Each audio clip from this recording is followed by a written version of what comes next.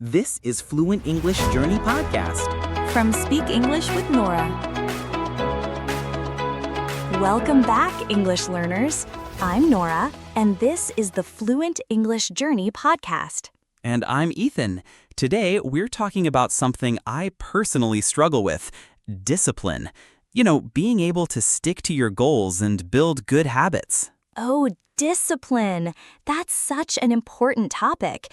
I think everyone wants to be more disciplined, whether it's with exercise, studying, eating healthy, or even learning English. Exactly.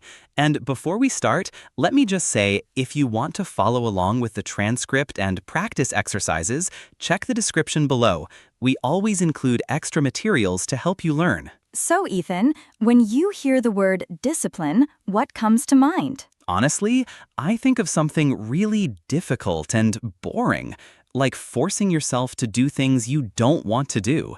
But I know that's probably not the best way to think about it. Forcing yourself. That means making yourself do something, even when you don't want to. But you're right, Ethan. I used to think discipline was all about willpower.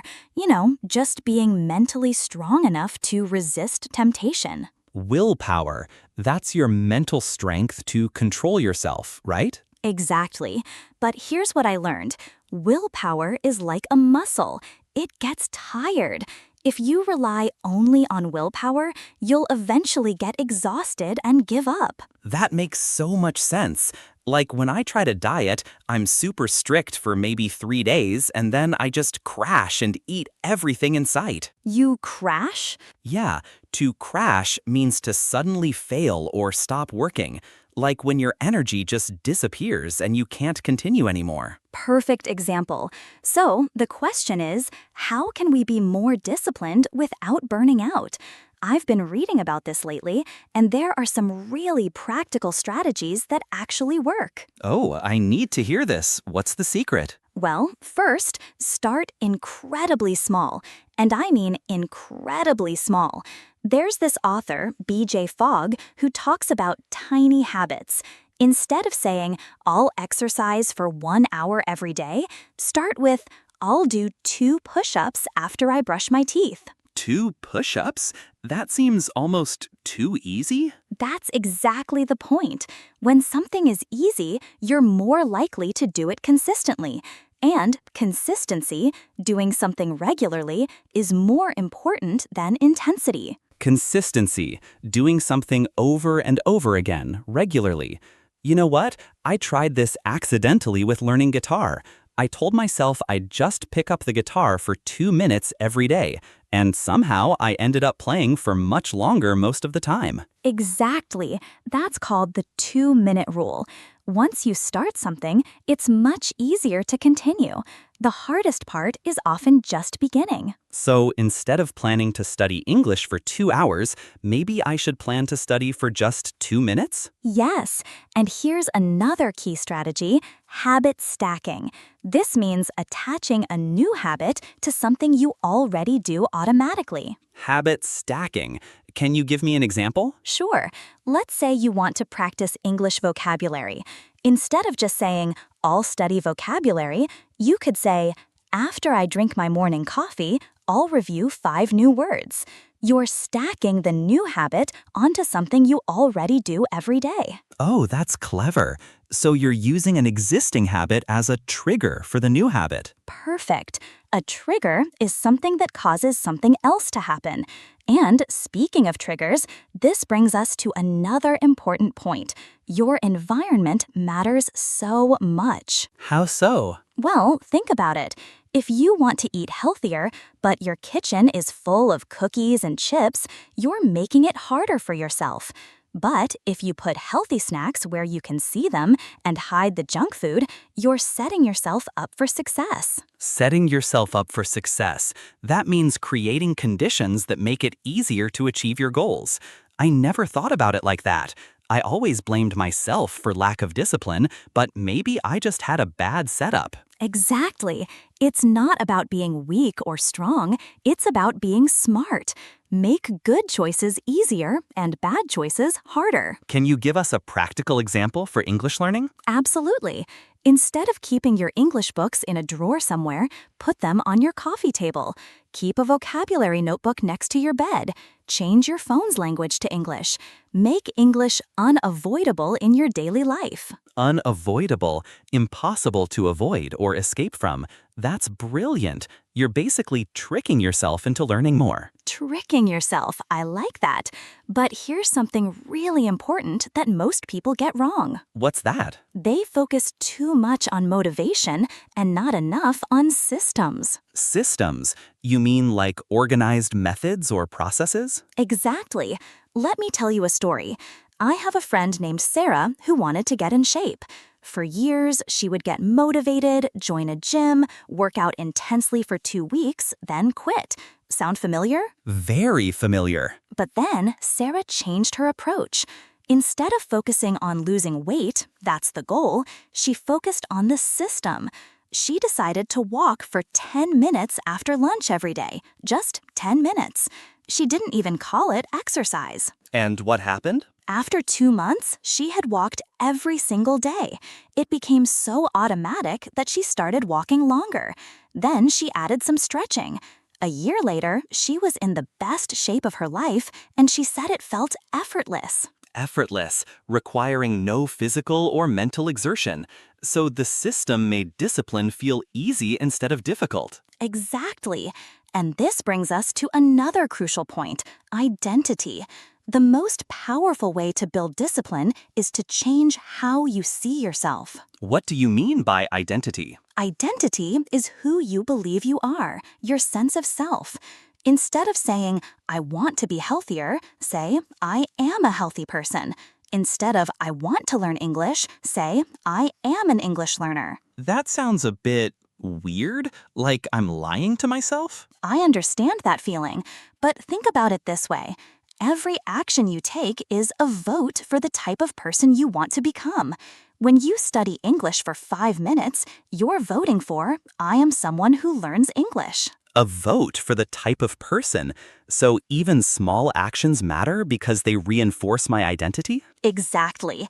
And here's the beautiful thing. You don't need to completely transform overnight. You just need to prove to yourself that you're the type of person who does these things, one small action at a time. Prove to yourself. Show yourself through evidence. This is actually making me feel more optimistic about discipline. It doesn't sound as scary anymore. That's wonderful to hear. Now, let's talk about something that trips up many people, perfectionism. Oh no, that's definitely me. I'm such a perfectionist. Perfectionism is wanting everything to be perfect, and a perfectionist is someone who has this tendency. The problem is, perfectionism often leads to procrastination. Procrastination, delaying or postponing tasks. Procrastination and perfectionism, how are they connected? Well, if you believe you must do something perfectly, you might never start because you're afraid of doing it imperfectly. Or you might quit as soon as you make a small mistake. Oh wow, that's so true. Like when I want to write in English, sometimes I don't even start because I know my grammar won't be perfect. Exactly. But here's a better approach. Embrace being bad at something. Give yourself permission to be a beginner. Embrace being bad. Accept and welcome the fact that you're not good at something yet. That's actually quite liberating. Yes, there's this concept called the 2-day rule that I really love. Simple. Never miss twice in a row. If you miss 1 day of your habit, that's okay. Life happens. But make sure you get back on track the next day. Don't let one missed day become 2, 3, 4, 5. That takes so much pressure off. Instead of thinking, I've ruined everything, I can think, okay, I missed yesterday, but I can start again today. Exactly. Progress, not perfection. And speaking of progress, let's talk about tracking your habits, but not in a complicated way. How do you track habits simply? Get a calendar and put a big X on every day you do your habit. That's it. Your goal is to create a chain of X's and not break the chain. A chain, a series of connected things. So I'm trying to connect successful days together? Yes, and there's something psychologically satisfying about seeing that visual progress. It makes the abstract concept of building discipline feel concrete and real. You know what? I'm thinking about our English learners right now. What's one tiny habit they could start today to improve their English? Great question. How about this? Every time you check your phone, read one English sentence. Could be news, social media, anything. Just one sentence with conscious attention. Conscious attention, deliberately focusing on something with awareness. That's brilliant because most people check their phones dozens of times per day. Exactly. You're taking something you already do and adding value to it. No extra time required. Adding value, making something more useful or worthwhile. Okay, we're getting near the end of our time, but I want to ask you something personal. What's one area where you're still working on building discipline? Oh, that's easy. Going to bed early.